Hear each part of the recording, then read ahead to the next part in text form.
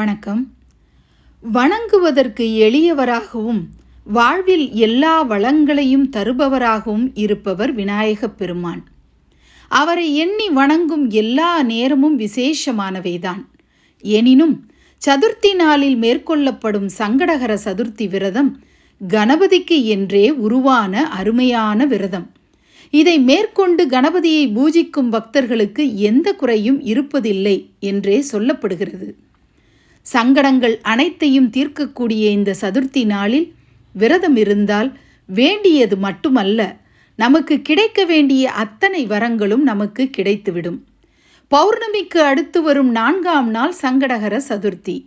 சங்கட என்றால் துன்பம், ஹர என்றால் அழித்தல். துன்பங்களை அழிக்கும் விரதமே சங்கடகர சதுர்த்தி. பௌர்ணமிக்கு அடுத்ததாக வரும் சதுர்த்தி திதியே மாத சங்கடகர சதுர்த்தி எனப்படுகிறது. ஆண்டின் ஆவணி மற்றும் மாசி மாத காலத்தில் பௌர்ணமிக்கு அடுத்து வரும் சதுர்த்தியே மகா சங்கடகர சதுர்த்தியாகும்.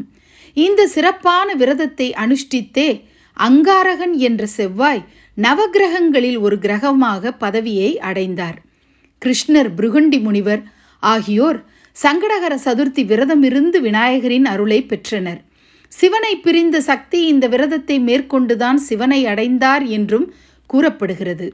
கிருத்தவீரியன் இந்த சங்கடகர சதுர்த்தி விரதம் மேற்கொண்டுதான் கார்த்தவீரியன் என்ற மகனை பெற்றான். பாண்டவர்கள் கூட இந்த விரதம் இருந்தே வெற்றி பெற்றனர் என்றும் புராணங்கள் கூறுகின்றன. எண்ணியது யாவற்றையும் அளிக்கும் இந்த சங்கடகர சதுர்த்தி ஒரு எளிமையான விரதம். தன்னை கேலி செய்த சந்திரனின் ஆணவத்தை கண்டித்து சாபமிட்டார் விநாயகப் பெருமான். ஆணவம் ஒழிந்த சந்திரன் இந்த சதுர்த்தி நாளில்தான் அனுக்கிரகம் பெற்றான்.